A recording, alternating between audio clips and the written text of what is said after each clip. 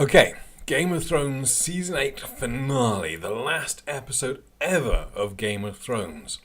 Let's do this thing.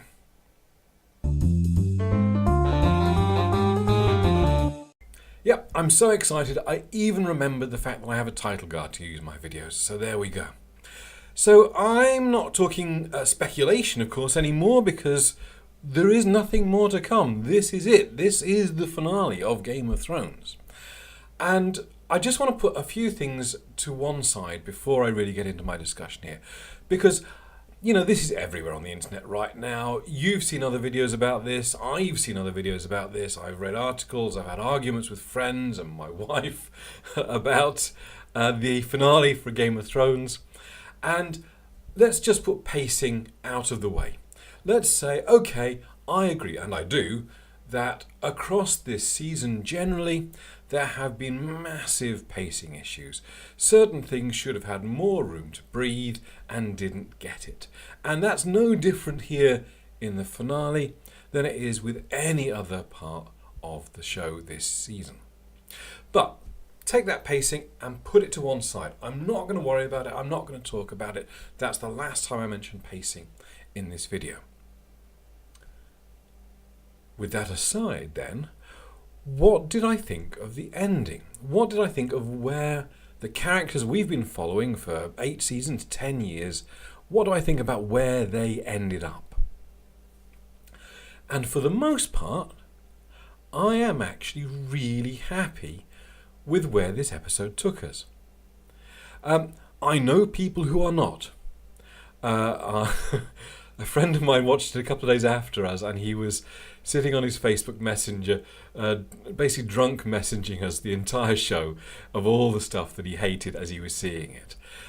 Although even he says by the end of it there was stuff in there that he really liked. My wife hated the ending they put for Jon Snow, which is weird because it was actually one of my favourite things. But we'll circle back round to that. Let's talk about things in a little bit more order about, finishing and ending. So, for a briefest of moment, I did wonder whether Cersei and Jaime had somehow survived the rockfall. When the actors' names popped up in the credits, I thought, oh my God, there's a sudden twist. I thought this character was dead. They're not. They were very dead. They were very dead. Crushed to death under the ceiling. But in an embrace. And yes, I've seen the memes. If they'd been standing 10 feet to the right, they would have lived. But again, let's not worry about that either. Tyrion, throughout this entire episode, starting from this moment where he reveals the dead bodies of his siblings, Peter Dinklage, just on top form, just on the best I've seen him in this show since really some of the highlights, back when he had his trial, for example. Both of them. And I really appreciate that. I really thought that Tyrion's role in this was great. I thought Dany's end was exactly what it needed to be. A quiet thing. After all of this sort of explosions and blood and everything else which we got in the last episode and in the Battle of Winterfell before it, this needed to be a quiet death. This needed to be a death that changed everything but wasn't a big production. I mean, sure, we got the reaction of the dragon afterwards, and the debate rages about whether the dragon was just blowing up the throne because it realised that's what had killed his mother, whether he was blowing up the throne because he wanted to blow up Jon but didn't feel he could because he was a Targaryen, whether he was blowing up the throne just because he was angry and that's the direction his head was pointing. I don't know, I don't care. Debate about that amongst yourselves. The symbolism of that moment is really strong, and that's all that really matters to me. The whys and wherefores, I don't mind. I don't care. Whatever reason you want to pick. Which leads us, of course, to the council, where they decide the next king of Westeros. And this is probably my biggest dislike of this episode. If I'm really brutally honest, my strongest knock against this episode is the outcome of this and choosing the king.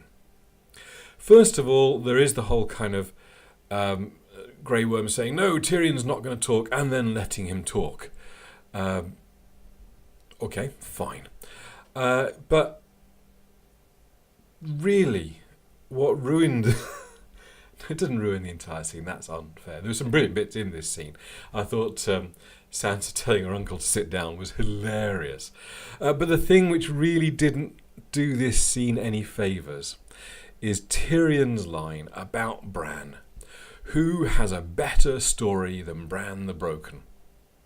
Because I'll be honest, I've been watching Game of Thrones for 8 seasons, and I think just about everybody had a better story than Bran the Broken.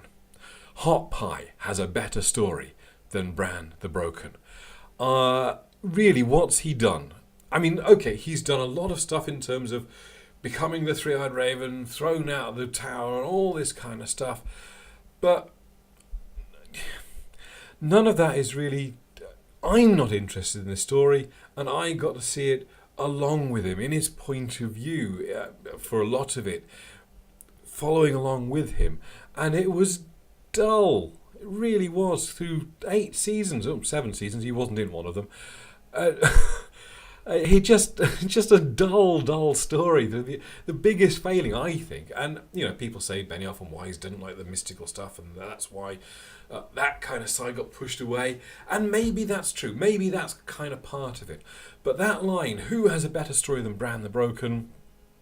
broke that scene for me. Because I think anyone at Edmure may be probably a worse story, but there were so many people with so many better stories. It could never have been Jon, by the way. My wife, as I say, didn't like Jon's ending. Was, why isn't Jon on the throne? Well, it could never have been Jon. First of all, he didn't want it. Second of all, politically, it would have been very dangerous. It's the same reason that Jaime Lannister wasn't king after killing Aegon Targaryen, because once you've committed regicide, it's really hard to kind of secure that position. And particularly when the people in charge of King's Landing right then were the most faithful to Dany. They were the Unsullied and the Dothraki, and there was absolutely no way that they would support Jon ascending to the throne. There was just no way at all. I mean, why they didn't kill him... I think maybe the only thing which saved him was actually that there was no corpse. Okay, there may have been blood on the floor of the throne room, but the throne room wasn't really there anymore. The throne wasn't there anymore. The corpse wasn't there anymore. The murder weapon wasn't there anymore. I mean, perhaps what saved Jon's life was they couldn't necessarily be sure. I still think they would have killed him. I still think, particularly Grey Worm that we saw fighting in this battle for King's Landing and in the aftermath. But then Grey Worm's always been one about taking orders, and maybe the actual thing here was that they wanted to kill him, there was just no one official to make that order, and Grey Worm does not feel that he and the Unsullied are able to choose these things. Maybe. But anyway, I really like Jon's ending. I thought, again, my wife talks about how at the end of all this, Jon gets punished. And I really think that actually what Bran does is not punishing Jon at all. What Bran actually does, assigning him to the Night Watch, is to reward him. Because he puts him in the one place where Jon is going to get to be Jon. He doesn't have to be a ruler. Sure, he goes to the Wall, but he's not staying there. We saw it happen. He joins up with Tormund, joins up with Ghost. Ghost apparently gets his pat, which lots of people on the internet seem to care about. Didn't bother me. But okay, Pat the Direwolf, marvellous. And they get to go north beyond the Wall, and Jon will never be seen in Westeros again. And That is an ending where Jon gets to be somewhere he can be himself, be happy, and the people of Westeros can be convinced that the regicide has been banished beyond the realms. And obviously they couldn't kill him because he was the brother of the two new monarchs within Westeros. But yeah, he paid for his crime. He got sent away. As for the two new monarchs of Westeros, I say I'm not happy with Bran being king. I don't think it is. Tyrion made a valiant attempt to sell it. The line about the story was a bit of a downside. I think there's one interesting point which I'm not sure many people have talked about that I've seen, certainly. How long is Bran's reign going to be? Because Bran has been sworn in as king of Westeros, of the Six Kingdoms, to serve until his last days. And assuming that he doesn't do anything terrible and that gets him assassinated, the last Three-Eyed Raven lasted a really long time. So we may just have put a permanent figurehead in charge of the Six Kingdoms. Or permanent, for all intents and purposes, it could be centuries. But then again, magic might be tied into the weirwood. I don't think there is a weirwood in King's Landing. Maybe they could grow one. Maybe the king wouldn't want to become merged with a tree to prolong his life, and perhaps that doesn't work out. But I think there's a question there about how long Bran is going to serve. The other thing that I think, actually, that lots of people say how Bran is going to be a really bad king, and I think that is true. I kind of suspect that Bran may not be a king at all. I think what we might have kind of seen the birth of there is a constitutional monarchy, inasmuch as the real ruling will be done by the Council of Lords, the House of Lords, as it was in the UK before we got the Houses of Parliament, and that the king becomes the titular head of government, but doesn't really actually do much. And particularly if Bran does end up holding on to the throne for a long time, that could really be reinforced as the new pattern for Westeros, that there is a named head of the government, just like we have in the UK, where Queen Elizabeth is, technically our queen, but she doesn't really have any constitutional power anymore to rule, but she's there as a check and balance on the people who are doing the ruling. And what we end up here is with the small council and the large council, essentially. The small council that Tyrion is in charge of, and the larger council who will get to elect the next king as and when there needs to be one. It's quite clever. I still don't think Bran should be king. For all that it's quite clever, I think Bran is the worst possible choice in terms of king. I much prefer the idea of Gendry having been put back on the throne. He would have been as much of a figurehead as Bran, but without really kind of going, because I suppose it is an election, but there's no line in the ascendancy to the throne that would suggest that Bran had any right to it at all, other than being voted in. And the fact that the first thing he does is to let the North secede should really have immediately had his monarchy fall apart, because those other High Lords of Westeros, the Dornish, particularly the Dornish actually, but also the Iron Islands, having seen that Bran is up for letting people go their separate ways, why aren't they saying, well, no, actually, we want to go our way, and we want to go our way? It's a bit strange. But, okay, so Bran is king, Sansa is queen. Brilliant, love Sansa being queen of the North, exactly where I wanted it to be. She looks awesome. She has that awesome moment with Edmure. She is in control. She is capable. She is exactly what she needs to be. She is exactly where she needs to be. And that ending, tick, marvellous, exactly what I wanted. Jon's ending, tick, exactly what I wanted. Arya's ending, yeah, I wasn't really predicting this, but it is a nice callback to what she was talking about to the woman in the theatre. So yeah, tick. Excellent. Good ending for her as well. Tyrion, Sam, Brienne, Davos, Bronn, even basically everybody on the small council. I'm happy they survived. I'm happy they seem to be happy. I mean, minor ticks, but ticks all round. But particularly for Tyrion. So yeah, essentially at the end of the day, all of the people that I cared about as characters in the game, for this episode anyway, got to places I would rather they were. And for me, that makes a pretty satisfying episode to end on. There are characters I would have liked to have seen a better ending for, but they died before this one, so they don't count. I would have liked a different ending for Jaime, basically. And possibly killing Cersei, so a different ending for Cersei as well. But that wasn't this episode, and so we'll put that on one side. Final shout out. That's pretty much everything I have to say about the episode. I just want to mention the music, amazing in this episode. The cinematography, astounding.